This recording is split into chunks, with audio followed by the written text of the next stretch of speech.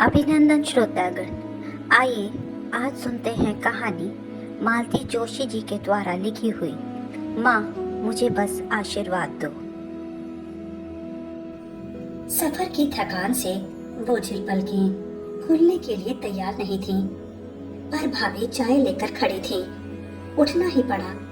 Sorry, तुम्हें नींद से जगाना अच्छा नहीं लग रहा था, पर 5:30 बज रहे थे तो मैंने सोचा अच्छा किया भाभी, बल्कि और पहले ही जगा लेती तो ठीक रहता।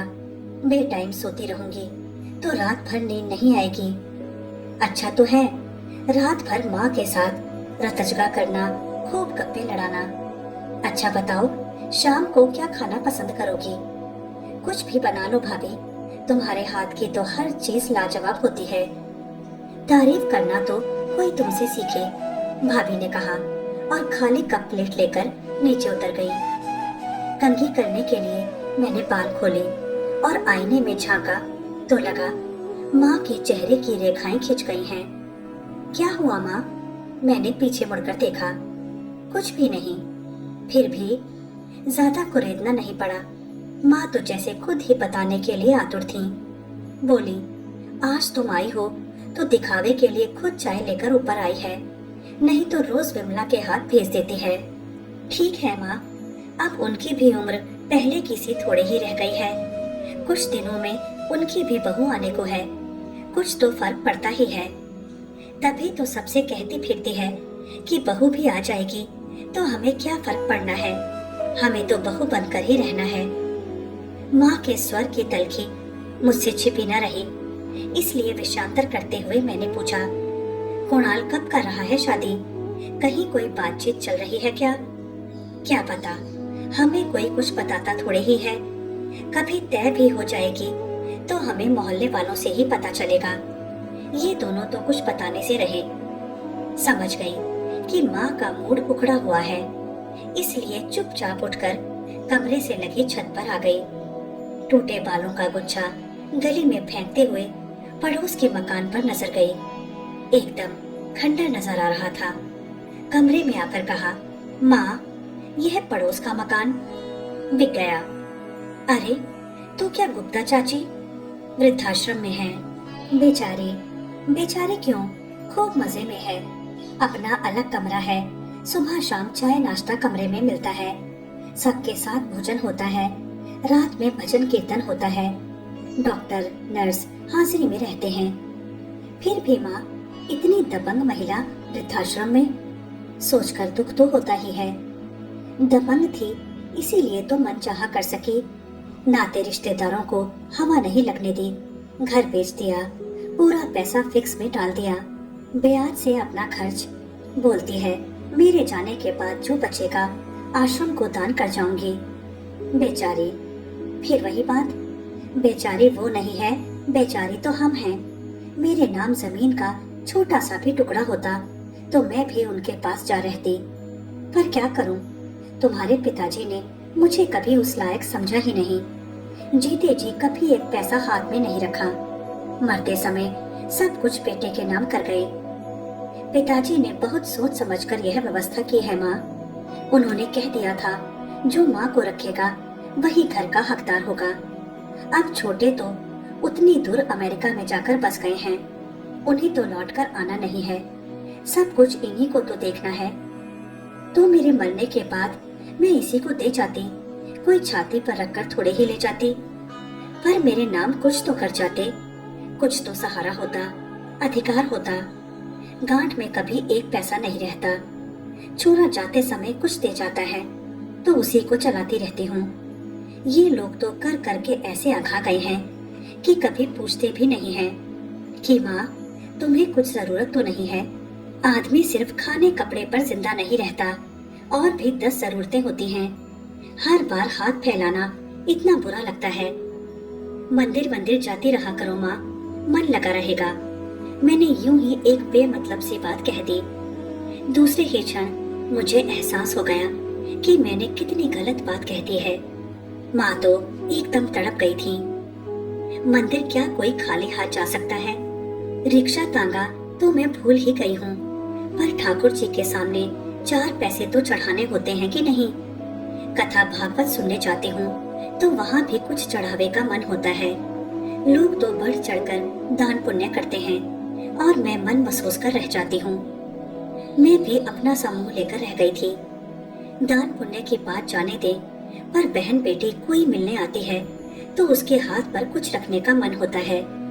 तीज त्योहार पर नौकरों को कुछ देने का मन होता है। घर की बड़ी हूँ मैं, पर एकदम ठन गोपाल हूँ। माँ, बहन बेटे जो भी आती हैं, घर से कभी खाली हाथ नहीं जाते। इत्मीनान रखो, जो कुछ भी देते हैं वह मेरे हाथ से ही दिलवा दे तो मेरा भी मन रह जाएगा, पर हवा नहीं लगने देते। जब से छोटू का ग्रीन कार्ड बन गया है तब से तेरी भाभी सबको सुना चुकी है। अब तो हमें ही जिंदगी भर झेलना है, हमें मुक्ति नहीं है। अब मैं क्या करूं बता, जबरदस्ती तो मौत को नहीं बुला सकती, वह तो अपने समय से ही आएगी। रात खाना बहुत शानदार बना था, पर माँ की बातों से मन इतना उचाट हो गया था कि मैं उसका ठीक से आनंद भी न ले सकी। बस झूठ मूठ तारीफ करनी पड़ी। खाना खाने के बाद मैं कुछ देर बैठकर भैया भाभी से बतियाती रही। जब आंखें झपकने लगी तो गुड नाइट कहकर ऊपर आ गई। तब तक माँ चादर वादर बदल चुकी थी और बैठकर माला फेर रही थी। मैं चुपचाप जाकर लेट गई। माला एक ओर रखकर माँ ने दरवाजा बंद किया और मेरे पास बैठते हुए बोली, चलो आज तुम्हारे बहाने नीचे डाइनिंग टेबल पर खाने का मौका मिला, नहीं तो रोज कमरे में ही थाली आ जाती है।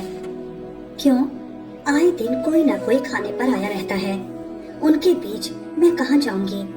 फिर कभी कुछ अल्लम गल्लम पकता है, तब भी मेरे कारण संकोच होता है, इसलिए मेरी थाली ऊपर ही आ जाती है। मैं चुप रही, बोलते भी क्या, माँ ही अपने सुनाती रही। मुझे नीचे उतरे 8-8 दिन हो जाते हैं। कभी भूल से रसोई में पाँव दिया भी तो दौड़ी चली आएगी, माँ जी कुछ चाहिए क्या, मैं बना देती हूँ। कभी बैठक के कमरे में बैठना चाहती हूँ तो कहेगी, इनके पास कोई आने वाला है। बोर हो जाती हूँ रे, टीवी भी कितना देखूंगी, कोई बोलने बतियाने को तो चाहिए। मेरे हिस्से में तो नौकर चाकर ही आते हैं, उनसे बात करती हूँ तो दोनों नाराज हो जाते हैं कि छोटे लोगों को मुंह लगा रखा है। तुम्हारी कोई सखी सहेली नहीं है? इतनी सारी तो थी, हैं क्यों नहीं, पर उनके यहाँ जाऊंगी तो कभी उन्हें भी बुलाना पड़ेगा, चाय नाश्ता करवाना पड़ेगा। बहू से यह सब करवाने की हिम्मत है मेरी? कुछ देर तक मैं सोच में डूबी रही। फिर मैंने एकाएक कहा, माँ कुछ दिन मेरे साथ चलोगी, अच्छा लगेगा तुम्हें भी और हमें भी। पिताजी के बाद जब भी घर आई हूँ वातावरण में बदलाव महसूस किया है, पर इस बार तो माँ गृहस्थी से एकदम ही निष्कासित सी लगी। इसीलिए मैंने पहली बार उनसे साथ चलने का आग्रह किया। संयोग से मेरी सासू माँ भी इन दिनों देवरानी के प्रसव के लिए अमेरिका प्रवास पर थीं, इसलिए माँ को संकोच भी नहीं हुआ। मैंने डरते डरते भैया के सामने ये प्रस्ताव रखा। मन ही मन एक लंबी भूमिका भी बना ली थी कि गुप्ताइन के चले जाने से माँ अकेलापन अनुभव कर रही हैं। मेरे साथ जाएंगी तो थोड़ा बदलाव हो जाएगा, जी बहल जाएगा। बच्चे भी नानी को बहुत मिस कर रहे हैं, नानी को पाकर खुश हो जाएंगे। परंतु मुझे यह सब कहने की जरूरत ही नहीं पड़ी। वे दोनों तो जैसे इस प्रस्ताव की कब से प्रतीक्षा कर रहे थे, तुरंत हामी भर दी। बल्कि मुझे थोड़ा बुरा भी लगा, थोड़ी आनाकानी करते तो अच्छा लगता। भैया स्टेशन पर छोड़ने भी आए, पर मौन ही बने रहे। बस इतना भर कहा कि पहुंचकर फोन कर देना। माँ से इतना तो कह सकते थे कि अपना ख्याल रखना, जल्दी लौटना, नहीं तो यहाँ बहुत सूना लगेगा। यह बात माँ को भी आखिर गई होगी। पूरे रास्ते वो गुमसुम ही बनी रही। आखिर मुझे कहना ही पड़ा, माँ मैं तुम्हें जबरदस्ती तो नहीं लाई हूँ ना? क्या सचमुच तुम्हारा मन आने का नहीं था? नहीं रे, बल्कि मैं तो अपने राम लखन को देखने के लिए बेताब हूँ। उन्हें देखे कितने दिन हो गए। तू भी तो हर बार अकेले चली आती है। उनकी पढ़ाई हर्ष होती है माँ। अब यह थोड़ी ही कह सकती थी कि सासू माँ बच्चों से गुरेद गुरेद कर सब पूछ लेती है। तुम्हारे चेहरे से तो कहीं नहीं लगता कि तुम अपने नवासों को देखने के लिए व्याकुल हो। जरा शक्ल देखो अपनी, 12 बज रहे हैं। बुरा लग रहा है रे, इस लड़के की अकल तो देख। जानता है बेटी के घर जा रही हूँ, क्या 150 रुपए भी हाथ में नहीं रख सकता था। बस टिकट निकाल दिया और फर्ज पूरा हो गया। अच्छा, इसलिए तुम मुंह फुलाकर बैठी हो। तो राज की बात सुनो। सुबह तुम जब नहाने गई थी ना, तब भैया ऊपर आए थे। उन्होंने तुम्हारे लिए रुपए दिए हैं, पर भाभी से छुपा कर दिए हैं, इसलिए मैंने वहाँ चर्चा नहीं की। कहीं तुम कुछ कह बैठती तो वहाँ महाभारत मच जाता। माँ के चेहरे की तनी हुई रेखाएं कुछ ढीली हुई और मैंने राहत की सांस ली। घर पहुंचकर मैंने 5,000 रुपए उनके हाथ में दिए। उन्होंने एक बार अविश्वास से मुझे देखा और फिर रुपए चुपचाप अपनी संदूक में रख दिए। माँ मेरे यहाँ कुल 2 महीने रही। वह समय खूब अच्छा बीता, मेरा भी और माँ का भी। बच्चे भी खुश थे। हम लोगों ने खूब मजे किए, पिकनिक पर गए, पार्क की सैर की, मॉल में घूमे, ठेले पर चाट खाई, होटल में खाना खाया, मंदिरों में दर्शन किए, हॉल में पिक्चर देखी, घर पर पुरानी फिल्मों की डीवीडी लाकर देखी। माँ के लिए साड़ियाँ खरीदी गईं, उन पर बाकायदा फॉल पिको करवाया गया, मैचिंग ब्लाउज सिलवाए गए। पुरानी साड़ियों को ड्राई क्लीन और रोलर प्रेस करवाकर प्रेजेंटेबल बनाया गया। माँ से मैंने 2-3 तरह के अचार बनवा लिए। खस्ता कचौरी, मठरी, बेसन के लड्डू, गाजर का हलवा बनवाया। तरह तरह की भरमा सब्जियां और कोफ्ते बनवाए। दामाद एकदम खुश थे, उनसे ज्यादा माँ खुश थी। पिछले दिनों रसोई से जैसे उन्हें देश निकाला दे दिया गया था। मेरी रसोई में वे मुक्त होकर अपना हुनर दिखा रही थी। मैंने माँ की मामा मौसियों से फोन पर बात करवाई। एक बार तो छोटे भैया को भी फोन लगा दिया। माँ बहुत खुश हुई, बोली चलो तुम्हारे यहाँ आकर यह एक काम अच्छा हो गया, अपनों से बात हो गई। वहाँ फोन आता भी है तो अक्सर तो मुझे बताते ही नहीं हैं, बताते भी हैं तो मेरे नीचे उतरने तक फोन कट ही जाता है। मैं कभी करना चाहूँ तो 100 बात पूछती है, क्यों करना है, क्या कहना है। अभी 15 दिन पहले तो बात हुई थी। छोटे से तो आधी रात को बात होती है, मुझे पता ही नहीं चलता। इसी बीच माँ का जन्मदिन पड़ा। अब तक तो कभी मनाया नहीं था, पर मुझे तिथि याद थी, इसलिए धूमधाम से मनाया। माँ से हमने होटल में शानदार पार्टी ली। फिर हम सबने मिलकर उन्हें एक मोबाइल भेंट किया। बच्चों ने उन्हें सारे फंक्शन समझा दिए। मैंने मामा के, मौसियों के, छोटे भैया के नंबर फीड कर दिए। मेरा और बड़े भैया का भी कर दिया। बड़े का नंबर क्यों दे रही है, एक ही घर में रहते हैं, फिर भी तो बात नहीं होती है। अब फोन पर क्या बात करेगा। उनका नंबर सबसे ज्यादा जरूरी है। माँ ऊपर के कमरे में अकेली टंगी रहती हो, रात बेरात कुछ होने लगे तो उन्हें बुला तो सकती हो। माँ ने विरक्ति से मुंह बिचका दिया, पर मैंने ध्यान नहीं दिया। भैया का नंबर मैंने इसी उद्देश्य से भर दिया था। फोन पाकर माँ इतनी उत्साहित थी जैसे किसी बच्चे को नया खिलौना मिल गया हो। उन्होंने बारी बारी से सबको फोन किया और बड़ी ठसक के साथ अपना नंबर बताया। छोटे भैया को भी फोन करके बता दिया कि कभी भूल से माँ की याद उसे आए तो इस नंबर पर फोन कर लेना। इसकी फीस कब भरनी होगी, माँ ने मासूमियत से पूछा। उसकी चिंता तुम मत करो, यह जिम्मा मेरा है, मैंने आश्वस्त किया। मैं तो चाह रही थी कि माँ कुछ दिन और रहे। मेरी सासू माँ को आने में अभी 2 महीने बाकी थे, पर माँ बोली बेटी के घर ज्यादा दिन रहना ठीक नहीं है। वे लोग तो मुझे तुम्हारे भरोसे छोड़कर निश्चिंत हो गए हैं। अगर यहीं बनी रही तो मेरा कमरा भी किराए से चढ़ा देंगे।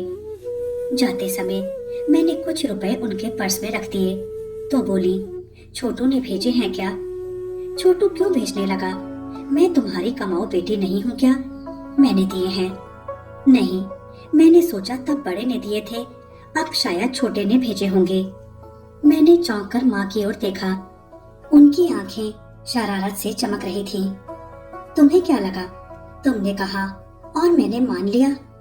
अरे जो लड़का बीवी से छुपाकर मेरी खांसी की दवाई नहीं ला सकता, वो एक मुश्त मुझे 5,000 देगा। मैंने शर्म से सिर झुका लिया तो मेरे सिर पर हाथ फेरते हुए बोली, तुम शर्मिंदा क्यों हो रही हो? शर्मिंदा तो उन्हें होना चाहिए। तुमने तो मुझे इतनी खुशी दी है कि उसका मोल नहीं हो सकता। वैसे भी मेरे पास आशीर्वाद के सिवा देने के लिए कुछ है ही नहीं। तुम्हारी ये खुशियाँ मुझ पर उधार रही। कैसी बात करती हो माँ, तुम्हारा आशीर्वाद ही तो चाहिए, बाकी तो ईश्वर का दिया सब मेरे पास है, मैंने कहा और माँ के आंचल में मुंह छुपा लिया। माँ मेरे सिर पर धीरे धीरे हाथ फेरती रहीं। लगा जैसे मुझ पर आशीर्वादों की वर्षा हो रही है। कहानी सुनने के लिए बहुत बहुत धन्यवाद श्रोताओं। कृपया मेरे चैनल को लाइक करें और सब्सक्राइब अवश्य करें।